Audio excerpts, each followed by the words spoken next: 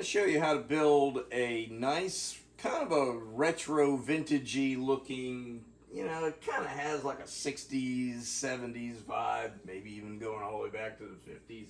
Combination of metal and wood, just some thin plywood. Holds about 220 record albums per shelf. You can see I've got some CDs down here, and also, it's built deep enough you can store some extra stuff on there. So I've got my CDs and my, disc washer, album cleaner.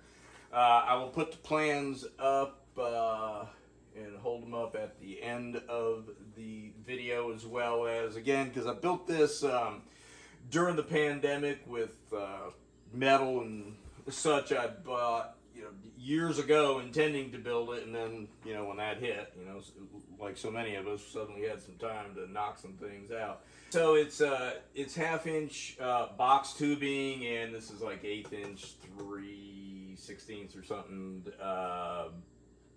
Just some cheap plywood, MIG welded at the corners. What else can I tell you about it?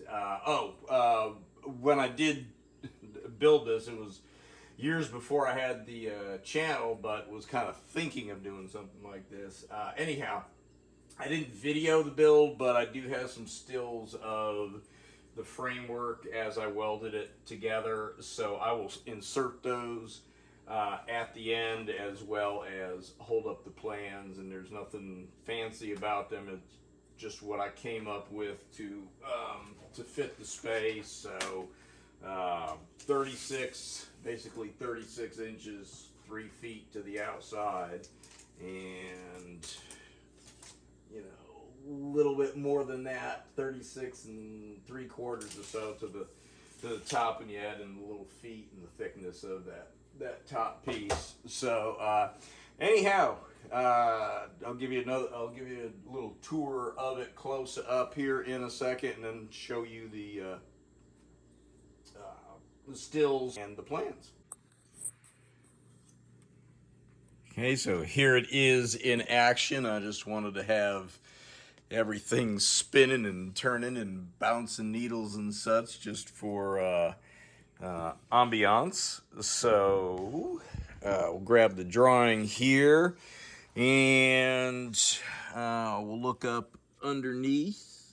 So you can actually kind of just eyeball it, but these braces here on every level are in the center, and that's what's so that's that brace right there, and that is what is depicted. That's these little lines right here. That's the end of that brace. Like I said, I had planned on building this years ago.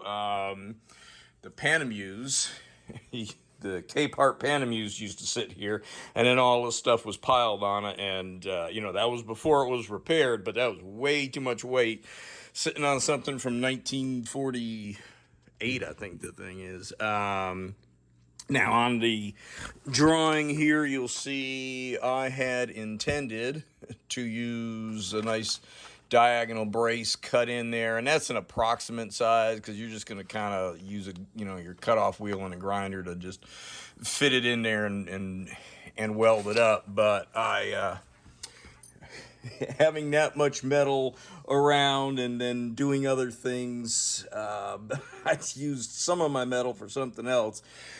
So on this end, with what I had left, just put those braces that I could put that wood up against, and then on this end I was slap out. So this is just kind of flopping in there as an emergency catch. This is probably just some half-inch balsa or something I had around for something else. Again, about 220, maybe a little bit more albums per shelf. You can see down here I've got 78s, and it's set back enough that I have a little ledge in the front, and you can stack things. So I've got my CDs and a few tapes right there. So you can see I'm 7.5 from the ground up to here. And that was before I put the little feet on it, which I can't remember exactly how or what I found, but that is a washer just welded to the bottom, you know, like a fender washer. And this is some kind of little rubber end cap thing I found somewhere, and it works just great for that.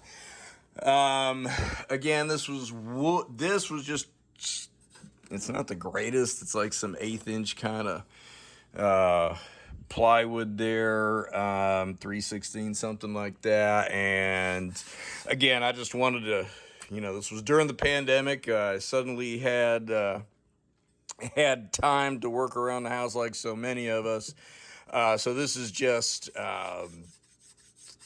sanded, then some spray lacquer I had sitting around and out of a can, and then sand and another coat. You can hear it is not exactly silky smooth. So I will do something better there, and you can do, you know, whatever you want with yours. And again, you know, that is just in there just to kind of center it up and hold it in place. So, you know, there you have it. 14 inches in between the top of the shelf to the bottom, top to the bottom. You're using 1/2 inch box tubing, so your outer dimension is going to be 1 inch bigger than your inner dimension. That is, you know, to the edge of that. Just kind of center it up, and like I said, you can kind of just eyeball that. You're going to use a lot of these. Make sure you have several. Like, I mean, have like 4 or 5 of these things. You'll see that is nice and square. So MIG welding, play with your settings, and, you know, have several of these, some clamps to hold it front to back as you build it. I've got some still photos I'll insert and show the plans again. So when I filmed this, it was long before I had the YouTube channel. So there are still photos, and I'll just roll through those, but you'll get to see it going together. Oh, you know, I just saw something here that's important. You need a stop at the end. So, and I should have that on both sides here. Yeah, I see it. Living way down in the back there. So yeah, you want to stop at the end, so you're not pushing records off the end. And so there you have it. It works quite nicely, and it holds, you know, a standard size, good old vintage component system size unit and the turntable. And so your wood pieces are going to be 18 by 36, and you'll just have to kind of notch it out, and you need to leave a little extra room to kind of adjust. So you know you've got 1/2 inch by 1/2 inch here in the corners, but you can see I've got them just a little bit bigger so I could have room to shuffle them around. You know, it's tight down this end, and I think the same down here, and you know, the play is down this end, so I could shuffle it around. So you'll just kind of cut these out, just notch them out and work them in. Now the top was braced. I put these in because the top doesn't have corners to lock it in. So this bracing here that you see is what keeps it from sliding around, but it's just, again, it's just gravity set in there.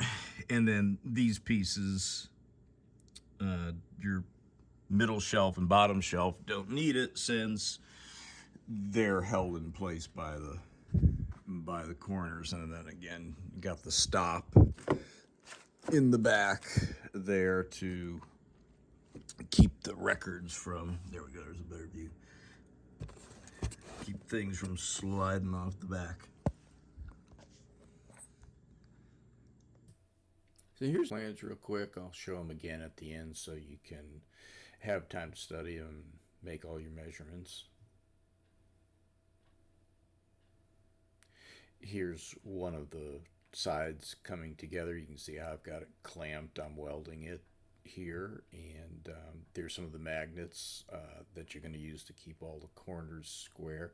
Here's the two sides all put together and getting ready for me to weld together and assemble the actual stand.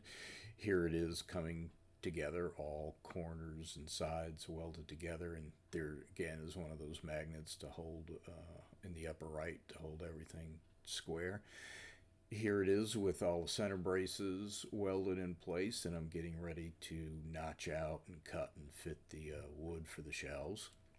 Here is the shelves all cut and fit, and I'm getting ready to sand and finish the wood. Here we go. Here's the shelves all assembled. I've finished them, and you can see on the middle shelf, and the same thing is there for the bottom shelf at the very back, is the stop to keep the records from sliding off the back. And this end shot here, you can see where I ran out of metal for the diagonals, which were supposed to go corner to corner, and that's all I had left for the end stops to hold the wood up so the records don't fall off the ends.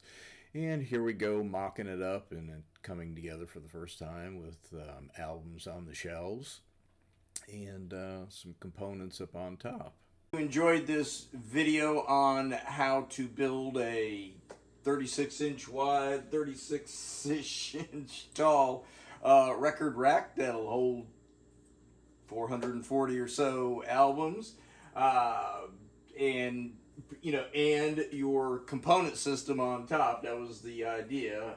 So you could have record storage, be able to just squeeze in and fit your turntable and vintage size component system here, and be able to enjoy it in a tight space. So if all that happened for you, if you found this helpful, useful, maybe even entertaining, go ahead and grab your MIG welder and MIG down on that like button and subscribe and share and comment, and I'll see you on the next one.